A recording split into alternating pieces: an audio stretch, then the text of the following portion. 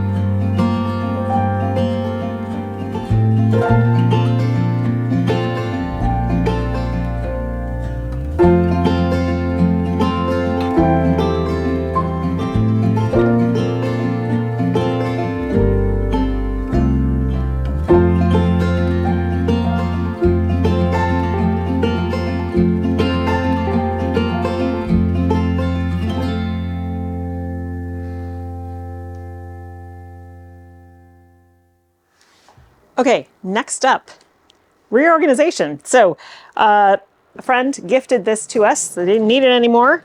It's one of those, rolling workbenches. I'm going to use it for myself to store all of my tools and stuff, and all of my supplies. So this area here is going to get reworked. I know we just did this a couple of months ago, but I'm going to do it again, because I think this will be super helpful. This sewing table that opens out, well, it's actually a cutting table, a cutting craft table, but it's at the perfect height for designing bouquets and stuff. And because it folds down, it's nice and slim in profile. I want to keep that able to roll around, but this guy will go up against the wall. It does have a plug here so that I can plug in some things if I need to. But anyway, yeah, it's a nice freebie.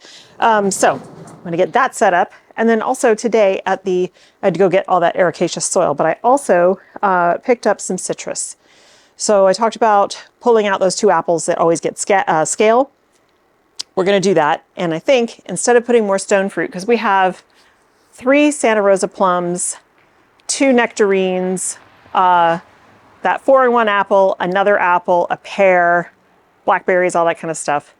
We do have citrus, but it's in the backyard in containers. And that's 2 Meyer lemons and a lime. This is an orange. So let me read to you what it is, because I can't remember. This is a Midnight Valencia orange. It's hardy down to 28 degrees. The fruit it's Valencia, so it's really tasty and sweet. It's easy to peel, and it's seedless, which is also really nice. And then it ripens April through October, which is really fun because a lot of the oranges actually are like winter ripening. So it's kind of cool that we'll have some in the summertime, and it can tolerate heat well. And it's a dwarf variety. So it is height 8 to 12 feet, spread 5 feet. So I think that'll be great in that area. And the great thing about citrus is you can prune it pretty hard to keep it the shape that you want. You can espalier them, you can do whatever you want. So this is a little guy right now, but it's going to be gorgeous there. It'd be really nice. So that's going to be the only thing I put in there. I'll take those 2 apple trees out, and it'll go right in the center where they were, so it has plenty of room to spread. But we are not planting that today because tonight we are going down, we're going to have a hard freeze tonight. So I need to cover the current citrus that is in containers for sure, because they're not in the ground. We'll just cover them like I always do. I have frost cloth that zips up and just cover them. But this guy has been in a high tunnel at the nursery. So the last thing I want to do is take it out of those warm conditions and put it in cold soil, overnight freezing temperatures. That's just foolish. So the next couple nights we're going to have hard frost, then it's going to start warming up a little bit again. So we will put this guy in the ground then. In the meantime, I will store it in the greenhouse so that it has sun all day. And even though it's still cold out there, it's probably the same temperature that it had in its high tunnel at the nursery. Okay, and then 2 other things that we got. I got this beautiful aeonium. So tomorrow I'll take you to the back. Mike put the stone down in the mangave bed. It looks amazing. It looks so good. I need to get a couple more bags to do the corner, to turn the corner, which I hadn't really calculated. But I want to put this on the edge of the corner, and then there right now is a comfrey there that I'm going to dig up and put in the vegetable garden. And then this will go in its place. And then I need to lay down more landscape fabric, and then we'll put the rest of the stones and just kind of button up that whole area. But it looks so good with that river stone. I'm so happy about it. So we'll do that tomorrow. Yeah, I'm not gonna have time today. And finally, I had to pick up some fertilizers and stuff like that. But I also picked up, well, this euphorbia. But then I also picked up a cyclamen and a bunch of these little guys. I just want to put together an indoor pretty vessel to go on our dining room table. Now that we do have flowers inside right now, the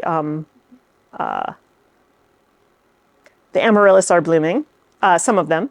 The white ones, they're gorgeous. But I thought this with a bunch, this cyclamen, which they do great inside, and then all these little ivies around the outside in a really pretty compote vessel would be really nice. So I don't think we'll be getting to that today either. So I think tomorrow will be the planting, taking care of that mangave bed and planting this up. In the meantime, I'm going to start disassembling and reassembling, and it's just going to be fiddly because I don't know where I want to put everything. I'll figure it out.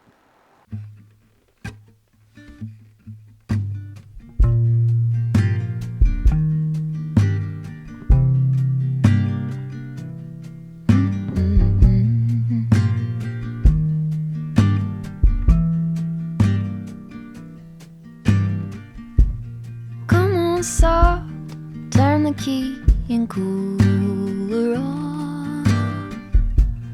Push a pause for relief. Free pass, you don't even have to ask to be the cat in the sun. Someday I will see the whole deal through today. I've got better things to do, okay, to leave a little bit undone and be the cat in the sun.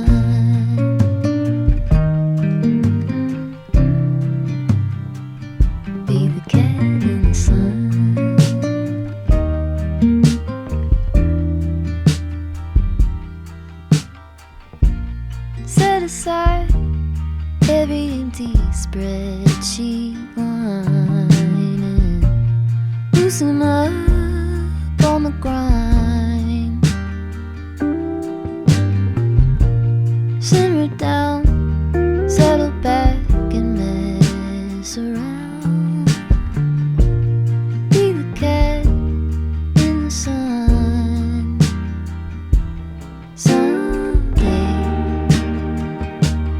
I will see the whole deal through today.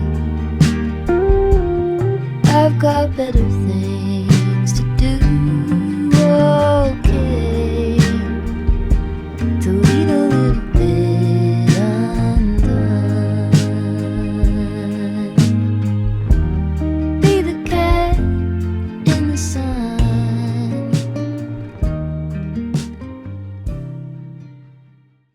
It's better than it was. So this table, I ended up putting all my clippers and stuff in the top drawer. However, those all need to be sharpened and cleaned. And I have a bunch out in the greenhouse as well as at the farm. So those all have to come home, get sharpened and cleaned, ready for the season. But then we have like the bouquet and flower arranging stuff.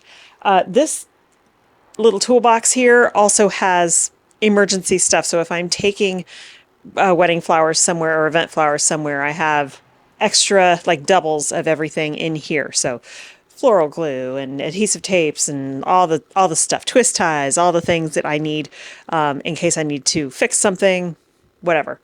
So that's already in here, but then I organized a drawer that's the same things for working here. We've got wreath forms hung up here, some. The rest are put away because they were just too big to fit on there. I need to get different size hooks for that. I still have some space there because I basically took everything down that was on the pegboard and put it in drawers. And I still have plenty of space in these drawers. I would like to get some, I just don't have them, the right type of hooks so I can clean and hang some trowels here. That would be lovely because there's definitely space here for that.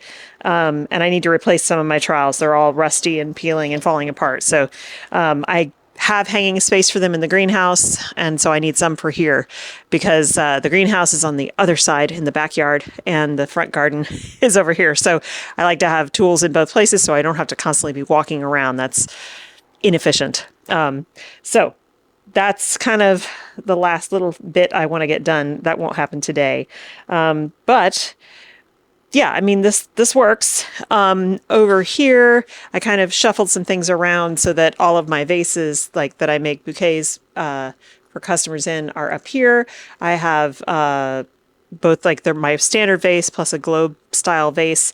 And then I've got corsage boxes and then dried flowers up and below and in tubs. And then everything below that is fertilizers and flower solutions and stuff for harvesting.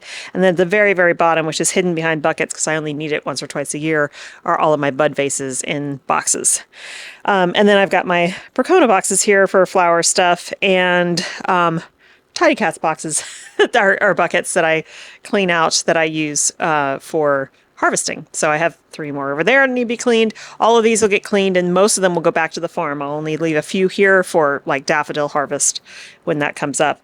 So there's a stack of stuff here. My old galvanized metal seed containers. Those are going out to the farm to hold other things in the shed, which I think will be great.